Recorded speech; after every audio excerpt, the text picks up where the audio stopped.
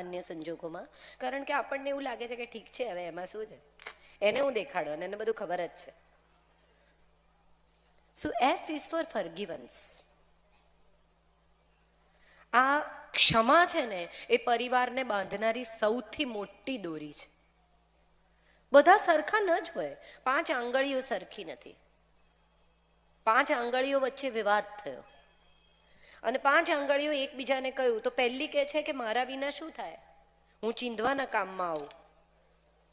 બીજીએ કહ્યું કે હું સૌથી ઊંચી છું, તમારા બધામાં હું સૌથી લાંબી છું.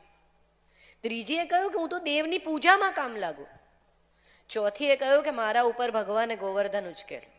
અંગૂઠાએ કહ્યું કે મારા વગર તમે બધા નકામા છો, તમારે 4 જણનો કોઈ ઉપયોગ નહીં જો અંગૂઠો ન હોય તો. અને ત્યારે કોઈકે એમ કહ્યું કે 5 ભેગા થાવ ને તો શાબાશી આપવાના કામમાં લાગો. એથી આગળ 5 ભેગા થાવ ને તો કોઈ વસ્તુ ઉચકી શકો, 5 ભેગા થાવ તો મુક્કો બને, કોકને ઠોકી દેવાય. 5 ભેગા થાવ તો હાથ લંબાવી શકાય, હાથથી કંઈ આપી શકાય. એકનો કોઈ ઉપયોગ નથી. આ 5 ભેગા થાય ને તો જ હથેળી બને છે. ભલે બધા જુદા છે, પણ બધા જુદા છે છતાં આપણી હથેળી કેટલી સરસ લાગે છે. તમે વિચારો, આ એક આંગળી ન હોય તો કેવી લાગે. આ 5 ભેગા છે ને માટે જ આ હથેળી આટલી સુંદર લાગે છે. એવી રીતે પરિવારમાં પણ બધા ભેગા હોય ને તો જ એ પરિવાર પરિવાર કહેવાય છે.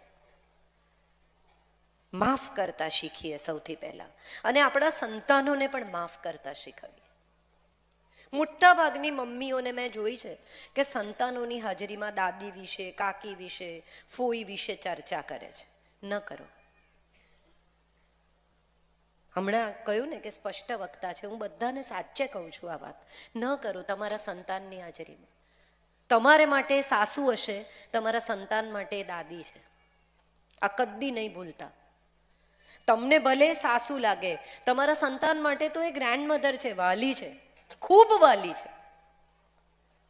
અને દાદી માટે એ ગ્રેન્ડ ચાઇલ્ડ છે, તમે ભલે એના માટે વહુઓ.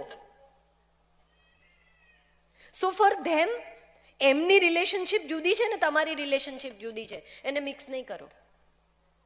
હમણાંથી મેં બહુ જોયું છે કે છોકરાઓ ઇંગ્લિશ મીડિયમની શાળામાં ભણવા જાય, પછી દાદી જો સાથે ફોર્ચ્યુનેટલી સદનસીબે રહેતા હોય એને વાર્તા કહે તો દાદી એમ કે એક હતો પોપટ, એટલે મમ્મી દોડતી આવે કે પોપટ નહીં કહેવાનું, સ્કૂલમાંથી શીખવાડ્યું છે પેરેટ કહેવાનું, તમારે ગુજરાતીમાં એની સાથે વાત નહીં કરવાની, આવું શીખવાડ. જો આપણા મૂળ ખોવાઈ જશે ને તો આપણી પાંખોનો કોઈ અર્થ નહીં રહે, કારણ કે પાછા ક્યાં આવીશું?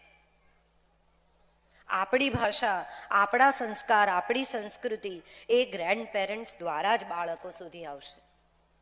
નાનું 3 વર્ષનું બાળક ઘરમાં દાદા દાદી હોય ને તો શ્લોક બોલતા શીખી જાય અને તમને ખબર ન પડે કે ક્યારે શીખી ગયું. તમને કલ્પના ન હોય એવી રીતે ભગવાનની પૂજા કરતા શીખી જાય, શ્લોક બોલતા શીખી જાય, સંસ્કૃતિ શીખી જાય, સંસ્કાર શીખી જાય, પ્રણામ શીખી જાય, નમસ્તે શીખી જાય. આ એટલું જે કરો ત્યાંથી આપણી સંસ્કૃતિ શરૂ થાય છે. બાળક ઇન્સ્ટ્રક્શન લેતું થાય ને, આંખો ક્યાં છે, બધાના ઘરમાં ટેલેન્ટ શો થતા જ હશે. છોકરું સહેજ સમજણું થાય એટલે ટેલેન્ટ શો કરે મા બાપ. જો બતાવી દો અંકલને આંખો ક્યાં છે, એટલે આમ બતાવે, પછી હાથ, પછી કાન.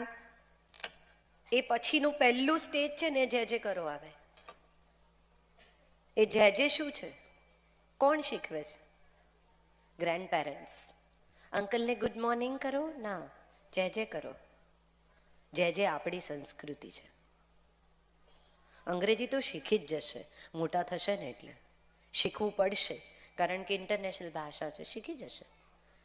પણ ગુજરાતી ઘરની બહાર ક્યાંય શીખવા નહીં મળે. કચ્છી નહીં બોલે તો શું બોલશે? ઘરમાં દાદા દાદી હશે તો એમની સાથે કચ્છીમાં, ગુજરાતીમાં વાત કરવી પડશે, અને કરતા કરતા એ પોતાના મૂળ, પોતાની સંસ્કૃતિ સુધી જશે. તમારા ઇનલોઝ સાથે થયા જ હશે પ્રશ્નો. ખાસ કરીને મારે બહેનોને આ વાત કહેવાની છે કે એવું શક્ય જ નથી કે સાસુ વહુનો સહવ કોઈ મન દુઃખ, ઝઘડો, મતભેદ ન થયો હોય. પણ સૌથી પહેલા ક્ષમા કરજો, કારણ કે તમારા સંતાનને એની જરૂર છે, એને દાદીની જરૂર છે, એને વાર્તાઓ સાંભળવાની જરૂર છે. આ વાર્તાઓ રામાયણ મહાભારતની કથાઓ છે જે આપણી સંસ્કૃતિનું, આપણા સંસ્કારનું, આપણા વ્યક્તિત્વનું ઘડતર કરે છે. આપણે ભૂલી ગયા. હવે આપણે સીધી સિન્ડ્રેલા પિનોકીઓ સંભળાવીએ છીએ. આપણે લાલાની વાર્તા, શકટાસુરની, બકાસુરની, પૂતનાની, નાગદમનની કથાઓ હવે આપણા સંતાનોને ખબર નથી. હમણાં જ એક દિવસ એક બહુ જ જાણીતા એક્ટરને કોઈકે નરસિંહ મહેતાનો રોલ ઓફર કર્યો, તો એણે પૂછ્યું કે એક્ઝેક્ટલી કોણ હતા એમ. એટલે મેં એને કહ્યું, મેં કીધું એક્ઝેક્ટલી કોણ હતા આવું તારા પપ્પાને ના પૂછતો, કારણ કે એના પપ્પા પણ બહુ મોટા એક્ટર હતા, એવું તને ત્રીજે માળથી ફેંકી દેશે. મજા એ છે કે આપણે બધા પરિવારની સાથે જોડાયેલી કેટલી બધી બાબતોને મિસ કરવા માંડ્યા છીએ. સો F is for forgivance. Let us forgive. I is for integrity and independence both. સ્વતંત્રતા સૌને જોઈએ છે. કેમ અમારે બધું પૂછીને કરવાનું? આવું આટલું નાનું છોકરું એ પણ હવે કહે છે. 2 વર્ષનું બાળક એમ કે હું તને કહું છું તારે શું પહેરવાનું, બસ તો મને નહીં કહેવાનું મારે શું પહેરવાનું. આ સ્વતંત્રતા છે. પણ આ ઇન્ડિપેન્ડન્સની સાથે જો ઇન્ટિગ્રિટી નહીં હોય ને તો એ સ્વચ્છંદતા થઈ જશે. ગુજરાતી ભાષા અથવા કચ્છી ભાષા સાથે જોડાયેલા કેટલા બધા લોકોને મારે આ વાત કહેવી છે કે બધા અંકલ છે અંગ્રેજીમાં, હા કે ના, ને બધા આંટી છે. ગુજરાતીમાં આપણી પાસે રિલેશનશિપ માટે અલગ અલગ ટાઇટલ છે. આપણું ગુજરાતીનું એક જોડકણું છે, હું અનેક જગ્યાએ કહું છું, મારે આજે પણ કહેવું છે. સોની પોળમાં થાતો શોર, ચોરી કરવા ચાલ્યા ચોર, સિપાઈ મળ્યા સામા, બાના ભાઈ તે. કેમ આટલા બધા લોકો અવાજ નથી આવતો? મામા લાવે છુક છુક ગાડી, બાને માટે લાવે સાડી, સાડીના રંગ પાક્કા, બાપના ભાઈ તે. કાકા કાકા કારેલા, કાકીએ વઘારેલા, કાકી પડ્યા રોઈ, બાપની બેન તે. ફોઈ ફૂલડા લાવે છે, ફુવાને વધાવે છે, ફુવા ગયા કાશી, બાની બેન તે. 16 લીટીમાં 4 રિલેશનશિપ તમે બાળકને શીખવી શકો. આ આપણી ભાષા છે. આ ભાષા આપણે આપણા વારસામાં નથી આપી શક્યા, કારણ કે જે વારસો આપી શકે એવા લોકો આપણી સાથે રહેતા નથી. અને સૌથી મજાની વાત શું છે ઇન્ટિગ્રિટી અને ઇન્ડિપેન્ડન્સની ખબર છે? માતા પિતા, દરેક માતા પિતા, આમાં આપણા માતા પિતા, આપણે માતા પિતા, બધાની વાત છે. જ્યારે બાળક જન્મે ને ત્યારે એમની પાસે એવો સમય નથી હોતો. એ કમાવામાં, ફ્યુચરના વિચારોમાં, ઇન્વેસ્ટમેન્ટ્સમાં, બીજા બાળકની એક નસીબ વિશેની આખી ડિઝાઇન બનાવવામાં, એને માટે ઘર, એને માટે ઇન્વેસ્ટમેન્ટ, એને માટે આમ, એના એજ્યુકેશન માટે પૈસા, આ બધું કરવામાં માતા પિતા અત્યંત વ્યસ્ત હોય છે, જ્યારે દાદા દાદી પ્રમાણમાં નવરા હોય છે. અને એ જ્યારે ફ્રી હોય ને ત્યારે એમણે પોતાના સંતાનને જે સમય નથી આપ્યો ને એ બધો સમય એને પોતાના સંતાનને આપવો છે, જે આપણે મિસ કરી ગયા છીએ. એક બહુ જ સુંદર વિનેશ અંતાણીની નવલકથા છે દરિયો, લઘુ નવલ. મને ખબર નથી કોઈએ વાંચી છે કે નહીં, પણ વિનેશભાઈ કચ્છના છે માટે મારે આ વાત અહીંયા મેન્શન કરવી છે. એમાં દાદા અને ગ્રાન્ડચાઇલ્ડના સંબંધની જે વાત કરી છે, 2 જ જણાની વાર્તા છે, પણ ગજબ વાર્તા છે. અમારા એ દાદા વિપુલ વડશા ભવ્ય વિભવી, વિશાળી છાયાએ અમ સકળ સંતાપ હરતા, હતું એ હૈયું તો. કેટલી સુંદર વાર્તા. તમે વિચાર કરો એક ગ્રેન્ડફાધરની કલ્પના કેવી હોય. So independence is wonderful thing. I am not saying independence is not wonderful, because I am an independent person અને મારો ઉછેર ખૂબ ઇન્ડિપેન્ડન્ટલી થયો છે. પણ જો હું આ ભાષા સારી બોલી શકું છું અથવા હું ખૂબ વાંચતી થઈ તો એને માટે મારે મારા ગ્રેન્ડફાધરને થેન્ક યુ કહેવું જોઈએ. હું આજે જે કંઈ છું એમાં મારા દાદાજીનો ખૂબ ખૂબ ફાળો છે. સો આપણે બધા આ વાત સમજવી જોઈએ કે એક પરિવારનું ઇન્ટિગ્રેશન પણ એટલું જ મહત્વનું છે જેટલી એક વ્યક્તિના ઇન્ડિપેન્ડન્સનું મહત્વ છે. એકલો સ્વતંત્ર માણસ શું કરશે? આપણે આ જે ઇન્ડિપેન્ડન્સ અને ઇન્ટિગ્રિટીનું પ્રમાણ છે ને એને ગૂંચવી કાઢ્યું છે. બધાને સ્વતંત્ર થઈ જવું છે, બધાને એમ છે કે મને મને મારી રીતે જીવવા દો. હા, તમે તમારી જ રીતે જીવો, પણ એક પાસે અનુભવ છે અને એક પાસે આંખો અને નવી ટેકનોલોજી છે. આ બંને જો ભેગા થઈ શકે તો કેટલું અદ્ભુત પરિણામ આવી શકે, જેનો વિચાર આપણે કરતા નથી. એક ઘરમાં બહુ મજા આવે. મેં હમણાં જ એક મોમ, મમ્મી અને સાસુજી આવો એક લેખ લખ્યો હતો. સવારના દાદાજી એમ કહે કે બ્રેકફાસ્ટમાં એમને શું ખાવું છે અને છોકરાઓને બ્રેડ ખાવી છે. પછી મારી ઉંમરની જે સ્ત્રીઓ છે બધી 50-55ની આજુબાજુ, એ બધાની ફરિયાદ બહુ ઇન્ટરેસ્ટિંગ છે. એ બધાનું કહેવું એવું છે કે અમે અમારી સાસુની બહુ સેવા કરી, હવે અમારે અમારી વહુની સેવા કરવાની. આઈ એમ શ્યોર આ બધા આમાંથી ઘણા લોકો મારી સાથે અગ્રી થશે, કારણ કે વહુઓ હવે કામ કરે છે, ભણેલી છોકરીઓ. અને હું ઘણી વાર કહું છું કે પપ્પાની પરી ને મમ્મીનો રાજા બેટો, આ બે જણા પરણે. હવે જે પાપા કી પરી છે એ મમ્મીના રાજા બેટા સાથે પરણે, પછી એને પરી નથી રહેવાનું એ વાત એને કહે કોણ? એટલે એ બિચારી સાસરે જાય પછી એને પાંખો કબાટમાં વાળીને સાચવીને મૂકી દેવાની છે, ઉડવાનું નથી. જો એ ઉડવાનો પ્રયત્ન કરે તો પ્રશ્નો શરૂ થઈ જાય છે. ગમે તેટલું ભણેલી પુત્ર વધુ ઘરમાં આવે તો સાસુને મજા એ છે કે અમે તો આમ કરતા હતા, પણ તમે કરતા હતા એ વાતને 50 વર્ષ થયા, એ પછી 5 દાયકા પસાર થઈ ગયા, એ આપણે ભૂલી ગયા છીએ. ગમે એટલું કરો તો એ શર્ટના કોલર હાથે જ ઘસીને વોશિંગ મશીનમાં નાખવાના. મશીનમાં કોલર ચોખ્ખા ધોવાતા નથી. આવી સાસુની માન્યતા છે. એટલે તો આ લોકો એડ બનાવી 10 હાથો કી શક્તિ,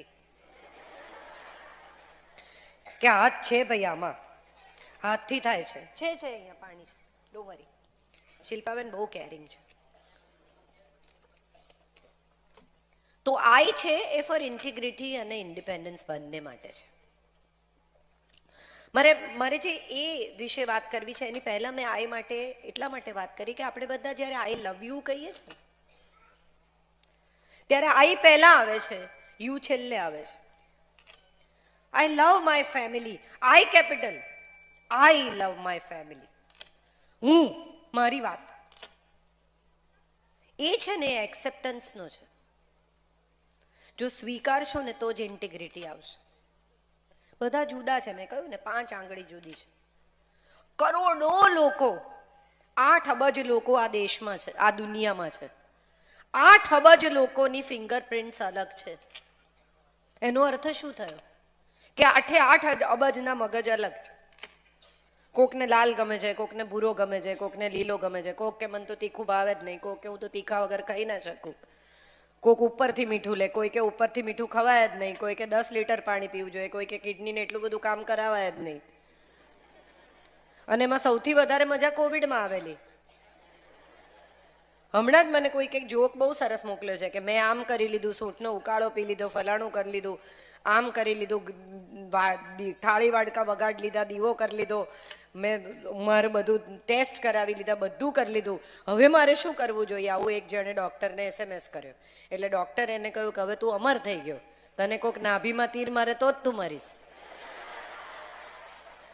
તે આટલું બધું કરી નાખ્યું, હવે તારે શું કરવાનું બાકી રહ્યું?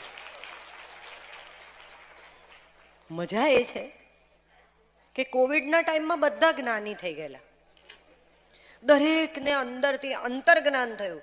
માણસ અંતે એકલો જ છે, કોઈને કંઈ મળવાનું નથી, બધાએ બધું મૂકીને જતા રહેવાનું છે. આપણા બધા નજીકના લોકો જતા રહે. હમણાં એક ભાઈએ મને વિડીયો મોકલ્યો છે, એક્ઝેક્ટ ગુરુદત્તની જેમ આમ ઊભા રહીને બિછડે સભી બારી બારી. આટલા લોકો, એના કોણ કોણ કોવિડમાં મરી ગયા, એના બધાના ફોટા. એટલે હું તો એમાંથી કોઈને ઓળખતી નથી, આ વિડીયો મને કેમ મોકલ્યો છે? એટલે મેં એમને પૂછ્યું, મેં કીધું મને કેમ મોકલ્યો છે? તો કે મારું દુઃખ બતાવવા. બહુ સરસ. આમાં તો દુઃખ બહુ સારું છે એવું ન કહેવાય, શું કહો તમે? મજા એ છે કે કોવિડના સમયમાં આવેલું આપણું બધું જ્ઞાન કોવિડ પછી પાછું જતું રહ્યું. આપણને બધાને એમ હતું કે અંતે તો બધાએ ફેમિલીની સાથે જ રહેવાનું છે. પુરુષોએ ઝાડુ પોતા કરતા ફોટા મૂકી દીધા, વિડીયો મૂકી દીધા. તમે વિચાર કરો, સ્ત્રીઓ કેટલી સદીઓથી રોજ આ કામ કરે છે, એમણે તો કોઈ દાડો વિડીયો ના મૂક્યો. અને આ પુરુષોએ 3 મહિના ઝાડુ પોતા કર્યા, ઘરના વાસણ કર્યા, એમાં તો વિડીયો ફરતા થઈ ગયા કે બહુ કામ કરે, બહુ કામ કરે. મજા એ છે કે આ બધી વાતમાં આપણે હસી શકીએ છીએ, કારણ કે આપણે એક્સેપ્ટ કરી લીધું કે ઘરની બહાર જઈ શકાય એમ નથી.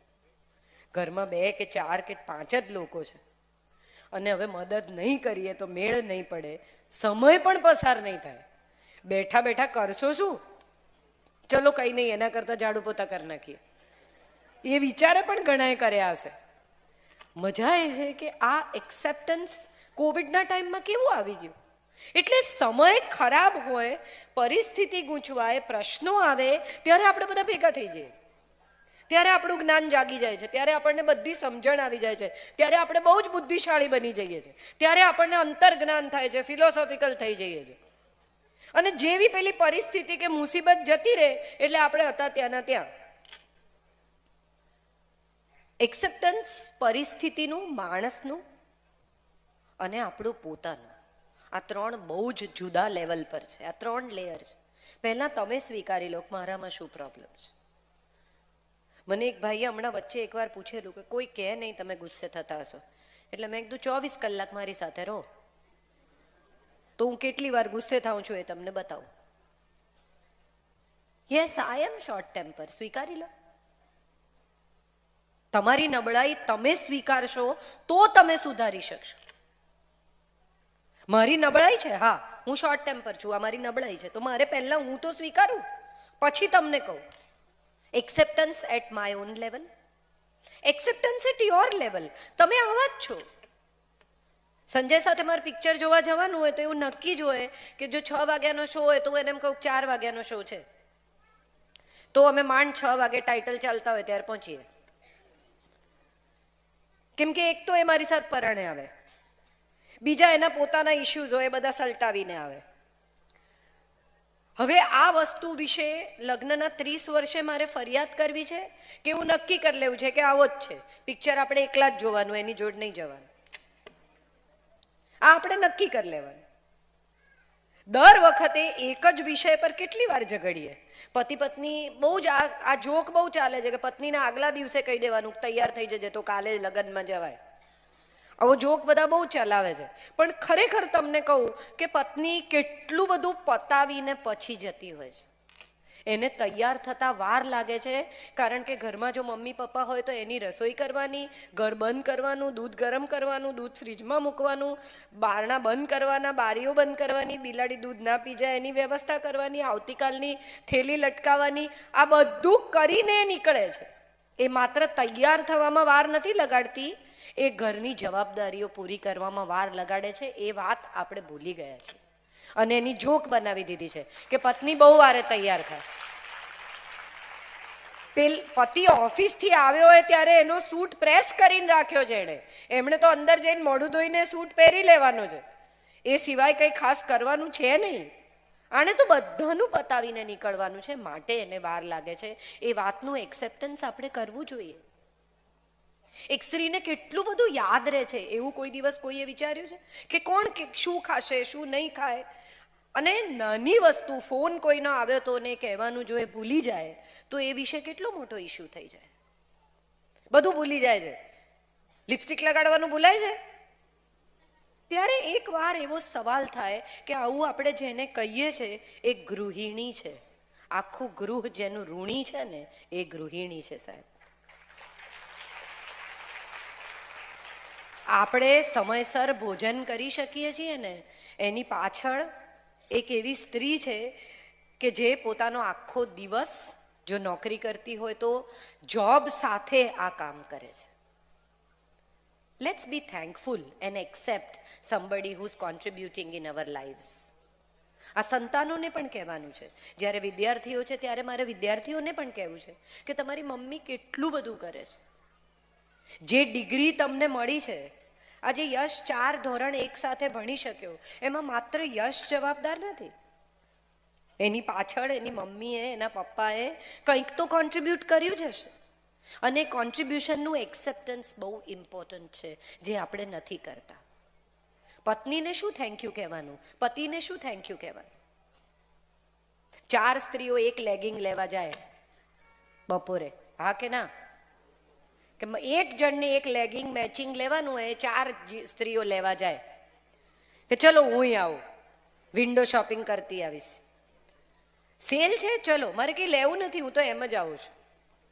તમે કોઈ દિવસ પુરુષોને 4 જણને ઓફિસમાંથી બપોરે બહાર નીકળીને મોલમાં ભટકતા જોયા છે? હા કે ના? કેમ કેમ નહીં ભટકતા હોય? એમને નહીં મજા આવતી હોય ભટકવાની? એમને માથે જવાબદારી છે. એ 40 વર્ષ ટિફિનમાંથી જમે છે કારણ કે એનો પરિવાર ગરમ જમી શકે. સે થેન્ક યુ, એક્સેપ્ટ. પરિવાર ત્યારે બને છે જ્યારે બધા પોતપોતાના ભાગની જીગસો જોડે. દરેક માણસ પોતાના હિસ્સાની જીગસો લઈને આવે ને ત્યારે એમાંથી પરિવાર બને છે.